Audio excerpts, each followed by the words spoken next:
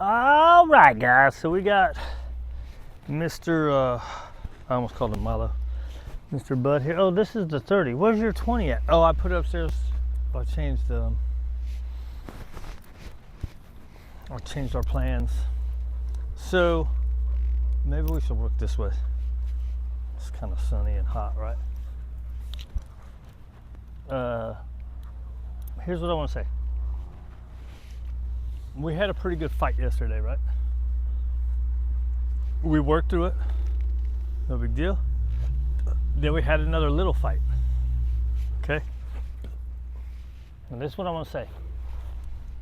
If positive punishment, okay, and fighting with your dogs over things, over control, let's say, kind of got some control issues, I think.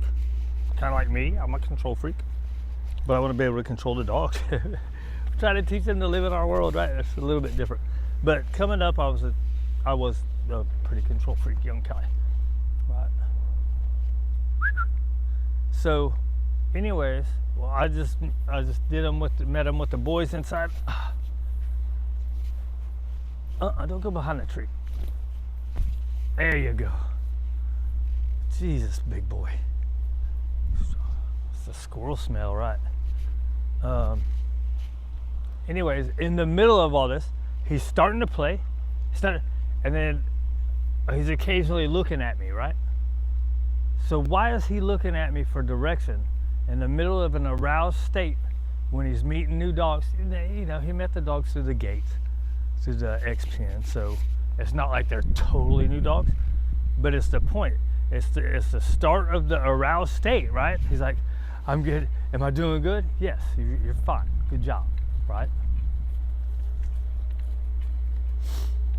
So anyways, what I'm saying is, if all that other stuff is so bad, like the scientists and the evidence-based people say, why do these dogs like this that have gotten into this state of mind, easily over aroused, I'm going to do whatever I want, whenever I want, why is he looking at me in the middle of what's going on? Now, obviously, we don't want him in the middle of when he's meeting, we don't want him like to stop what he's doing and look. But when they do something and there's a pause and he looks, that's good, dude. We need these dogs looking to us, right? They should be looking to us for direction. Not like every second of the day, but this guy's. So what I was going to do was exercise him and then take him in and do it. And I was like, well, the problem with that is when we hit about 30 minutes, that's when he starts getting mouthy, right? So we got to kind of work on him being able to take longer. But I didn't want to run the risk of two things. One, if he gets mouthy with me out here, all of a sudden now we're fighting, now he's stressed out. Now I always get through it and then wait till things are settled down. But still, after that, there's a stress level is raised. Even if you settle down, you're not coming all the way down till you fully go and rest, right? So say we get into it, if we were to get into it, he gets up here, right, over aroused, he comes down to 70%. Well, at 70%, is he going to get mouthy with me, or is he going to get mouthy with the dogs? Then if he gets mouthy with me, are the dogs going to then do something? Because that's a tank quality, right, in his instincts. Like when stuff's going on, like when one of the other dogs are getting in trouble, Tank wants to get in the middle of it. We'll say, hey, like, dudes, get away. I don't need you to help. Like when I'm doing a go-get with Molly and I'm holding her, she's like, hey, how about that? No, get back, dude. She's in trouble right now. She'll be done in a second.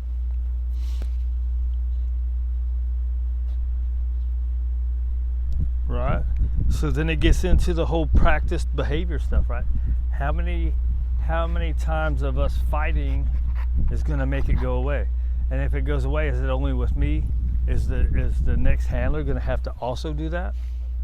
Right? I think so, right? He's 3 years old. A 3-year-old pit bull mix sticking his mouth on your arm, whether there's pressure on it or not, that is him getting sent back to the shelter and killed, right? Oh my gosh, boy.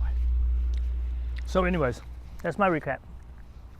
He did really good, but that's why I changed. That's why I decided to do him, meet him before we exercise. My guys, you know, at this time of day, they're ready, they're napping. They're fully exercised at that time, right? Good boy. I need to do a lot of this.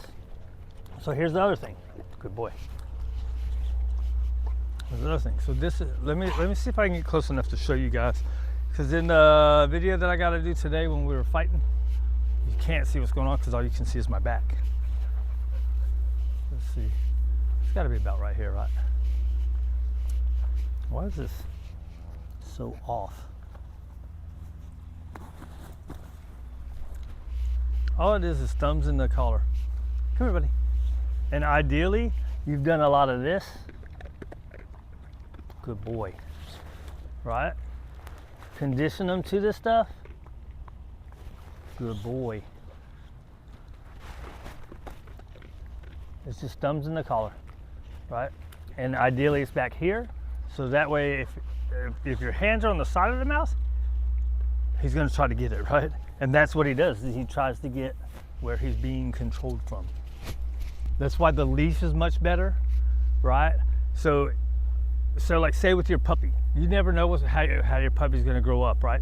So with your puppy, do a lot of that. Do a lot of handle, give them food. Handle, give them food. My girl from Method K9, she says, you should be able to manhandle your dog. You shouldn't have to, but when you need to, you should be able to without your dog mouthing back at you, which is what he does, right? So the way you do that is you condition him as a puppy. Even if you don't use food to condition that into a positive thing, you use food to condition it to where it's nothing, or at least do it so it is nothing, right? All that handling stuff, do it while they're young. They get used to it, then you're not going to get all this mouthy crap, right? Because when it becomes mouthy crap as an adult, it's a death sentence for these guys. Let's see. Bud, come. Pressure. Back up. Yeah, come on, buddy. There you go. Good job. Oh, I started doing the look for release, didn't I? You're a good boy. All right, so I'm gonna stop this. We're gonna walk around so he can poop. And we're probably gonna do hill drills and a little obedience over there.